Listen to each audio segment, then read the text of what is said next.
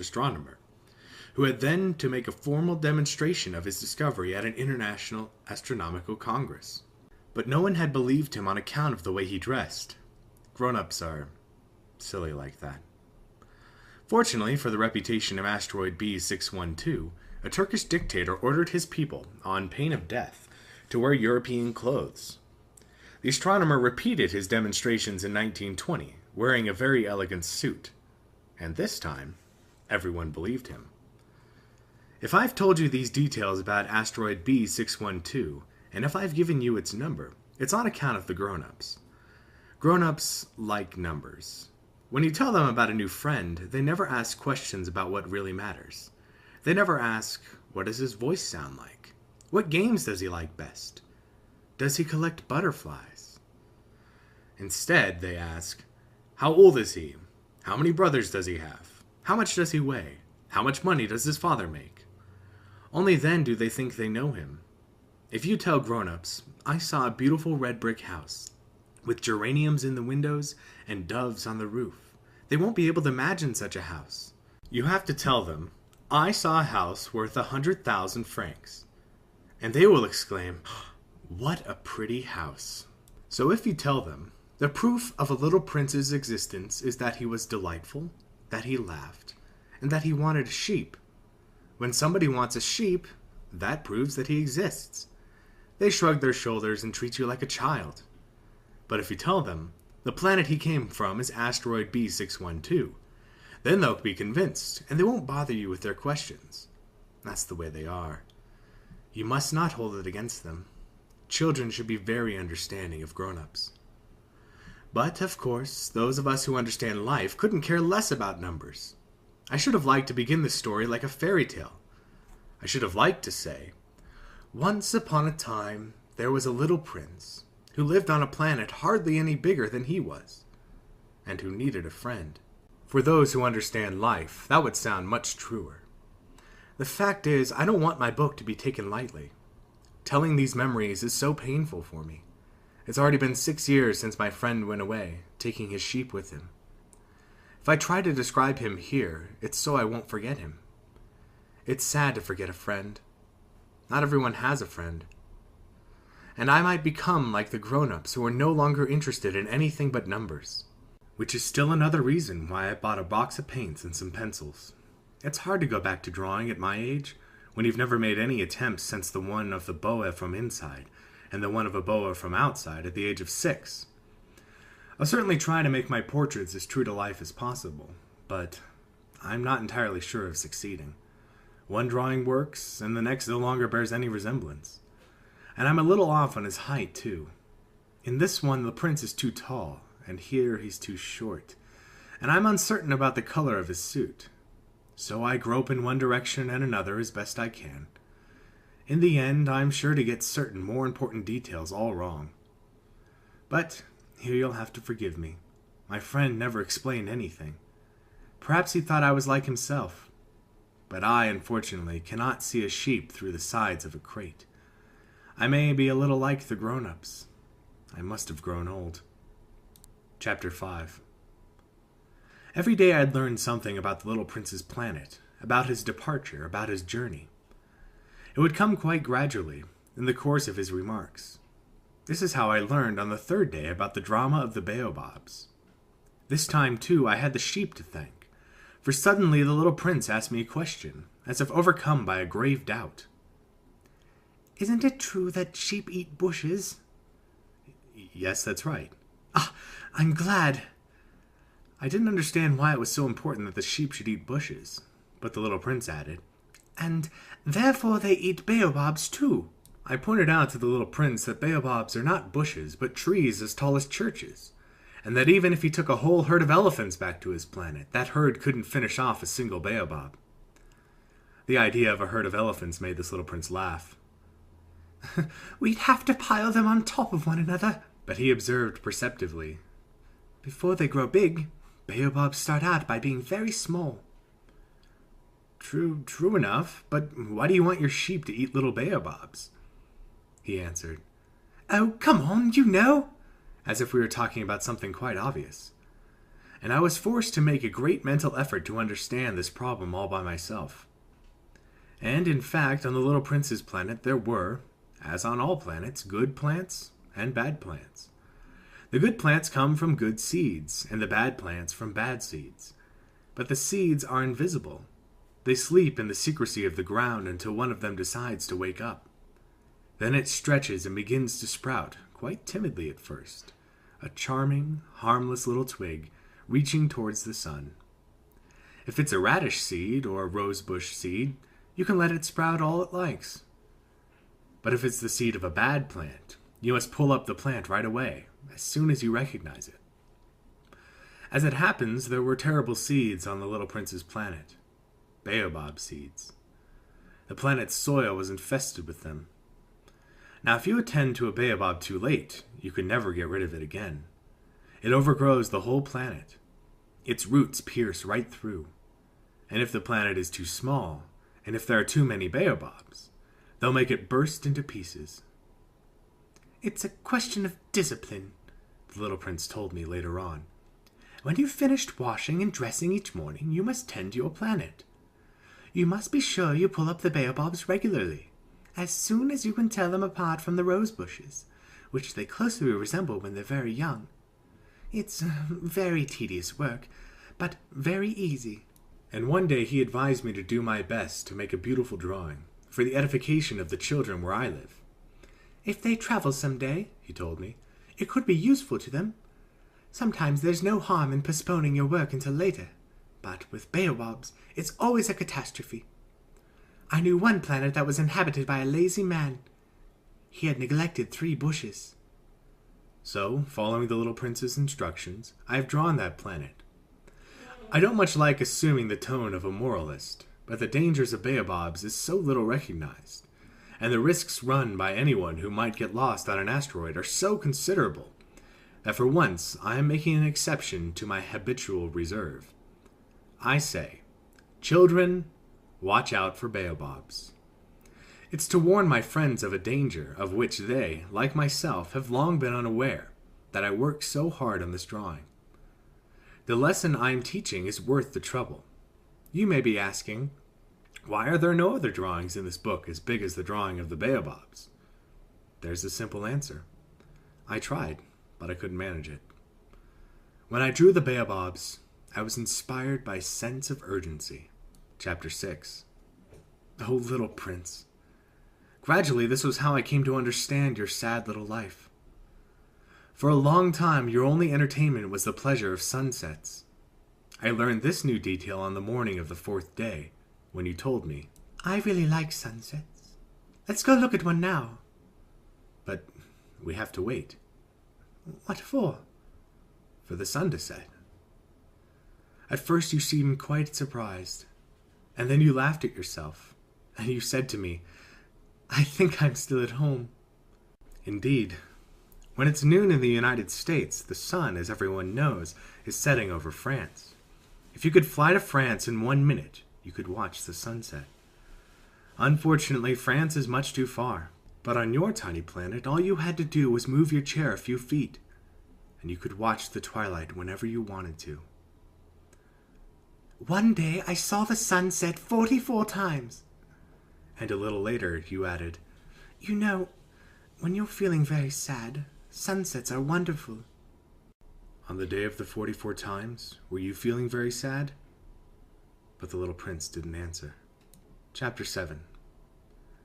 On the 5th day, thanks again to the sheep, another secret of the Little Prince's life was revealed to me. Abruptly, with no preamble, he asked me, as if it were the fruit of a problem long pondered in silence, "If a sheep eats bushes, does it eat flowers too?"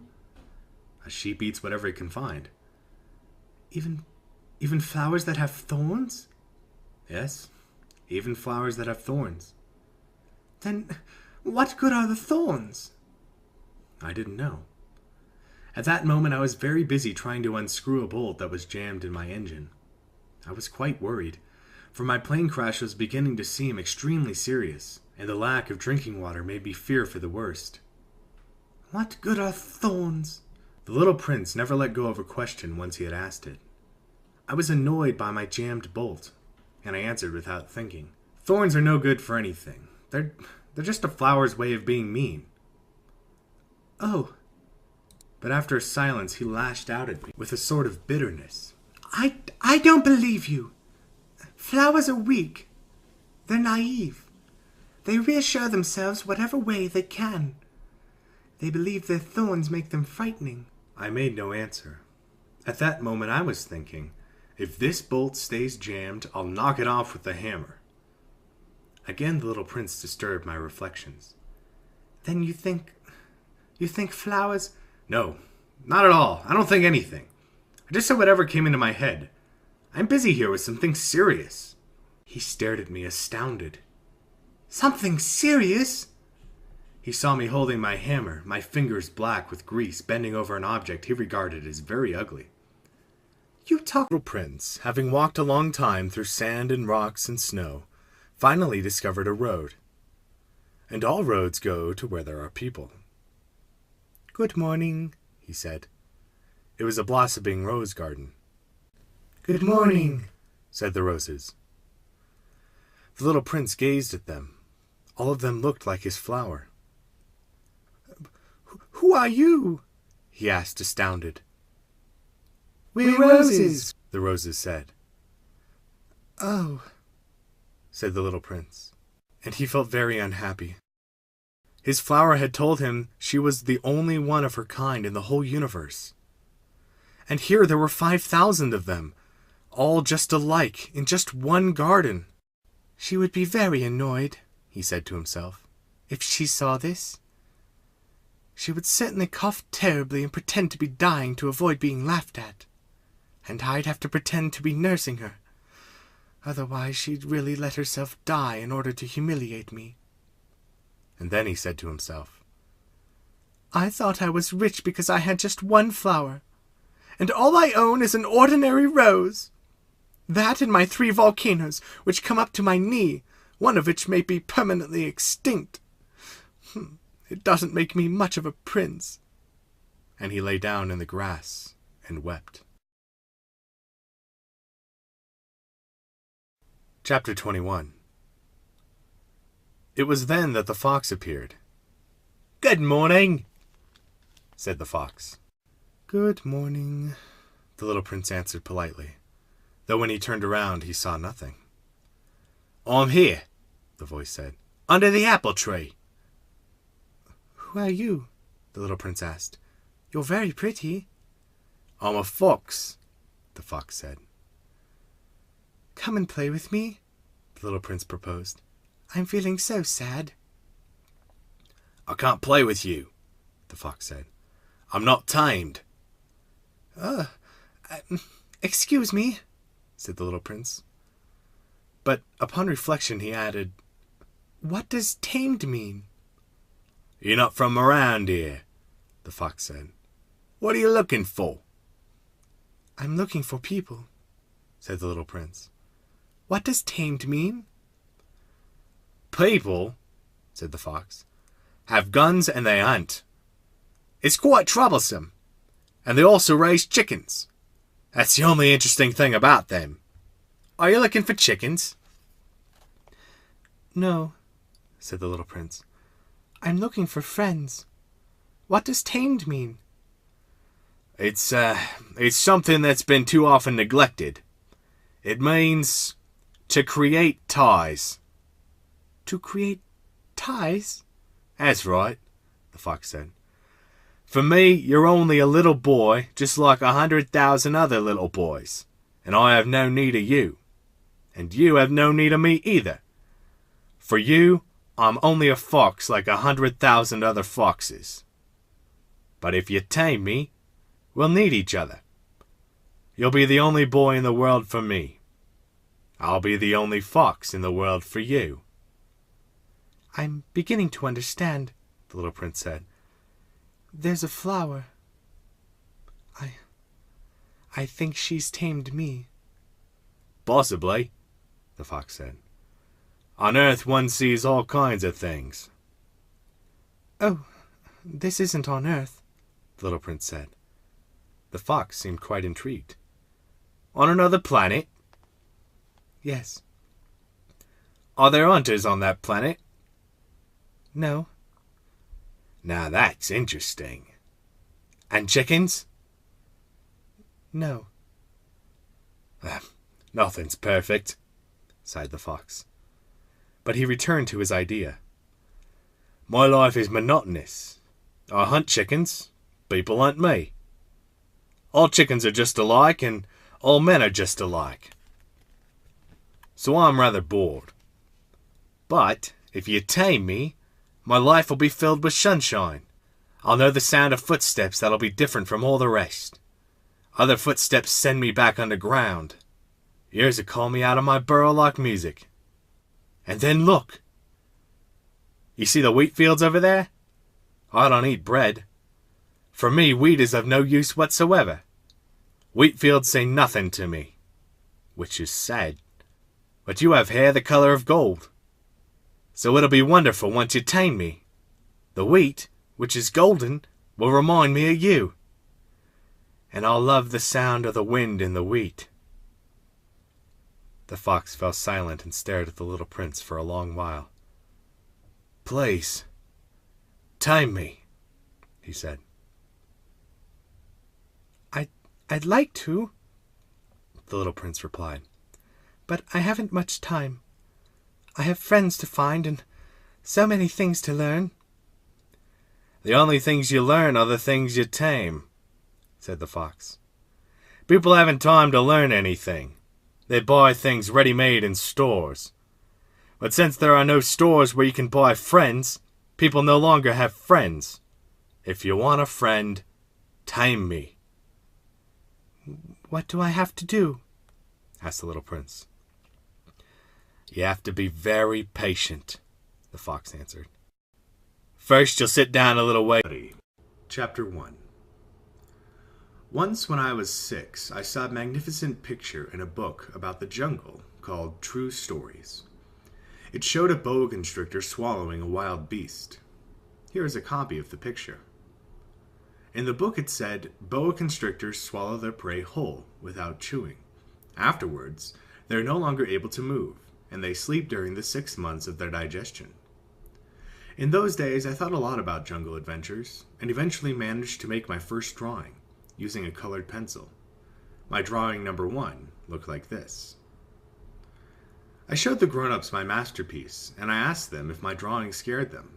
They answered, "Why be scared of a hat?" My drawing was not a picture of a hat.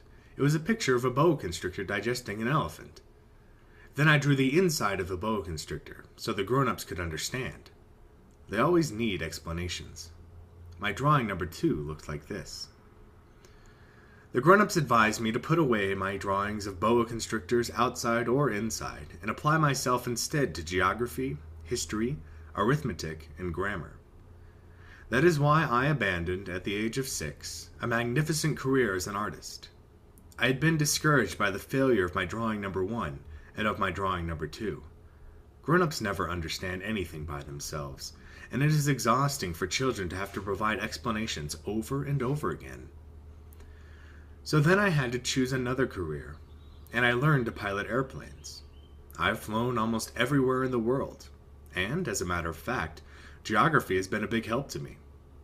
I could tell China from Arizona at first glance, which is very useful if you get lost during the night.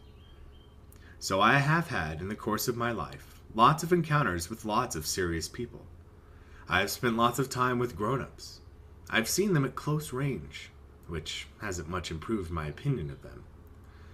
Whenever I encountered a grown-up who seemed to me at all enlightened, I would experiment on him with my drawing number 1, which I have always kept. I wanted to see if he really understood anything. But he would always answer, "That's a hat." Then I wouldn't talk about boa constrictors or jungles or stars. I would put myself on his level and talk about bridge and golf and politics and neckties. And my grown-up was glad to know such a reasonable person. Chapter 2. So I lived all alone, without anyone I could really talk to, until I had to make a crash landing in the Sahara Desert 6 years ago. Something in my plane's engine had broken, and since I had neither a mechanic nor passengers in the plane with me, I was preparing to undertake the difficult repair job by myself. For me, it was a matter of life or death. I had only enough drinking water for 8 days. The first night, then, I went to sleep on the sand 1,000 miles from any inhabited country. I was more isolated than a man shipwrecked on a raft in the middle of the ocean. So you can imagine my surprise when I was awakened at daybreak by a funny little voice, saying, "Please, please draw me a sheep." What? Draw me a sheep. I leapt up as if I had been struck by lightning. I rubbed my eyes hard. I stared. And I saw an extraordinary little fellow staring back at me very seriously. Here is the best portrait I managed to make of him later on. But of course my drawing is much less attractive than my model. This is not my fault. My career as a painter was discouraged at the age of 6 by grown-ups, and I had never learned to draw anything except boa constrictors, outside and inside. So I stared wide-eyed at this apparition. Don't forget that I was 1,000 miles from any inhabited territory. Yet this little fellow seemed to be neither lost, nor dying of exhaustion, hunger, or thirst. Nor did he seem scared of death. There was nothing in his appearance that suggested a child lost in the middle of a desert 1,000 miles from any inhabited territory. When I finally managed to speak, I asked him, "But what are you doing here?" And then he repeated, very slowly and very seriously, "Please, draw me a sheep." In the face of an overpowering mystery, you don't dare disobey. Absurd as it seemed, 1,000 miles from all inhabited regions and in the danger of death, I took a scrap of paper and pen out of my pocket. But then I remembered that I had mostly studied geography, history, arithmetic, and grammar, and I told the little fellow, rather crossly, that I didn't know how to draw. He replied, "That doesn't matter. Draw me a sheep." Since I had never drawn a sheep, I made him one of the only 2 drawings I knew how to make, the one of the boa constrictor from the outside. And I was astounded to hear the little fellow answer, No, I don't want an elephant inside a boa constrictor. A boa constrictor is very dangerous, and an elephant would get in the way. Where I live, everything is very small. I need a sheep. Draw me a sheep." So then I made a drawing. He looked at it carefully, and then said, "No, this one is already quite sick. Make another." I made another drawing. My friend gave me a kind, indulgent smile. "You can see for yourself that's not a sheep. It's a ram. It has horns." So I made my third drawing, but it was rejected, like the others. "This one's too old. I want a sheep that will live a long time." So then, impatiently, since I was in a hurry to start work on my engine, I scribbled this drawing and added, "This is just the crate. The sheep you want is inside." But I was amazed to see my young critic's face light up. "That's just the kind I wanted! Do you think this sheep will need a lot of grass?" "Why?" "Because where I live, everything is very small." There's sure to be enough. I've given you a very small sheep." He bent over the drawing. "Not so small as that. Look, he's gone to sleep." And that's how I made the acquaintance of the little prince. Chapter 3. It took me a long time to understand where he came from. The little prince, who asked me so many questions, never seemed to hear the ones I asked him. It was things he said quite at random that bit by bit explained everything. For instance, when he first caught sight of my airplane, I won't draw my airplane, that would be much too complicated for me, he asked, "What's that thing over there?" "It's not a thing, it flies. It's an airplane. My airplane." And I was proud to tell him that I could fly. Then he exclaimed, "What? You fell out of the sky?" "Yeah," I said modestly. "Oh, that's funny." And the little prince broke into a lovely peal of laughter, which annoyed me a good deal. I like my misfortunes to be taken seriously. Then he added, "So you fell out of the sky too? What planet are you from?" That was when I had the first clue to the mystery of his presence, and I questioned him sharply. "Do you come from another planet?" But he made no answer. He shook his head a little, still staring at my airplane. "Of course, that couldn't have brought you from very far." and he fell into a reverie that lasted a long while. Then, taking my sheep out of his pocket, he plunged into contemplation of his treasure. You can imagine how intrigued I was by his hint about other planets. I tried to learn more. Where do you come from, little fellow? Where is this where I live of yours? Where will you be taking my sheep? After a thoughtful silence, he answered, "The good thing about the crate you've given me is that he can use it for a house when it's dark." "Of course. And if you're good, I'll give you a rope to tie him up during the day, and a stake to tie him to."